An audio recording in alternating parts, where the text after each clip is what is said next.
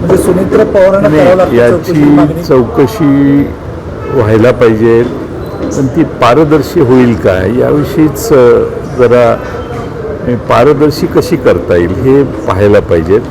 कोणीतरी अधिकारी नेमायचे, त्यांनी काहीतरी चौकशीचं रटाळ लावायचं आणि काही महिन्याने चौकशीचा निष्कर्ष यायचा. आता ब्लॅक बॉक्स पण नाही आहे म्हणता तुम्ही, किंवा जळलेला आहे. ब्लॅक बॉक्स कधी जळत नाही. ते एअर इंडियाचं विमान पडलं तिकडं, हे त्याचाही ब्लॅक बॉक्स सापडला. त्यामुळं आता मला असं वाटतं की चौकशी पारदर्शी व्हायला पाहिजे. कारण रोहित पवार म्हणतात की VSR कंपनीचे जे मालक होते त्यांच्या मुलाच्या लग्नाच्या वेळी सगळे मोठे नेते आलेले होते, त्यामुळे ते सगळ्यांची. रोहित पवार यांनी याविषयी बराच अभ्यास केलेला आहे. त्यामुळं रोहित पवार अभ्यास करूनच, माहिती घेऊनच बोलत आहेत असं माझं मत आहे. त्यामुळे रोहित पवार जे मुद्दे उपस्थित करत आहेत ते चौकशी करणारी जी काही लोक असतील त्यांनी रोहित पवारांनी व्यक्त केलेल्या शंकांचं निरसन केलं पाहिजे. आणि चौकशी समितीने कागदावर रिपोर्ट दिला की हा विषय संपतो असं नाही. त्याला त्या चौकशी समितीनं काय चौकशी केली याची छाननी होईल आणि ती विरोधी पक्षाकडूनच होईल. सत्तारूढ पक्ष करेलच, पण विरोधी पक्षही करेल.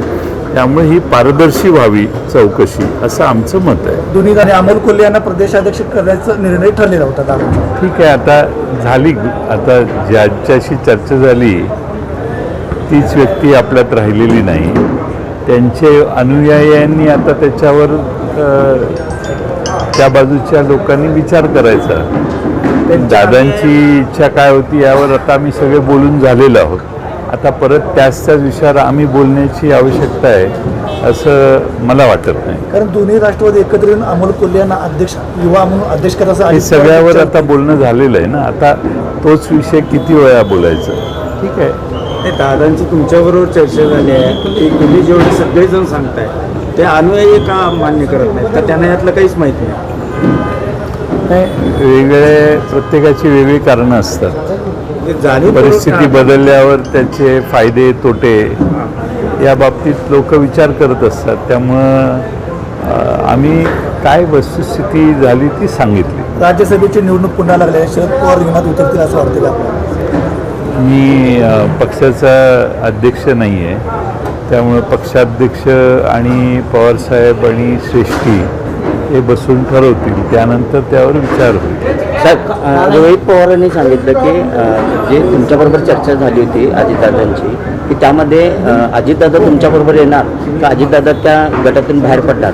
त्या दोन्ही वेळेला राष्ट्रवादीतला एक गट कायम नाराज होता आणि विरोध करत होता.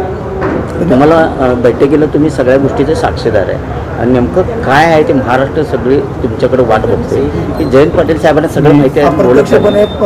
दादा काय बोलले काय नाही याच्याविषयी आत्ता बोलणं प्रस्तुत नाही आहे. योग्य वेळी आपण त्यावर भाष्य करू. ह्याला जोडून प्रश्न, अजितदादांच्या कुटुंबियांनी आतापर्यंत प्रतिक्रिया दिली नाही, मात्र त्यांच्या सोबत असणारे आमदार किंवा जे पदाधिकारी असतील त्यांच्यातल्या कोणाला वाटतं काय विलिनीकरण होऊ नये त्यांच्या पश्चात, त्यामुळे या चर्चा केल्या जातात? नाही, आता मी त्याच्यावर विचार करायचंही थांबवलेलं आहे. कारण जी वस्तुस्थिती होती सांगायचं त्यावेळी झालं. आता त्याविषयी बाहेर प्रसारमाध्यमातून वेगळे नेते ज्या पद्धतीनं बोलत आहेत त्या पद्धतीनं काही लोकांना हे अडचणीचं आहे, काही लोकांना सोयीचं आहे, असे वेगळे प्रकार आहेत त्याच्यात. त्याविषयी मी बोलायचं नाही असं ठरवलं आणि मला खात्री आहे आमचा पक्षही याविषयी आता काही बोलत नाही.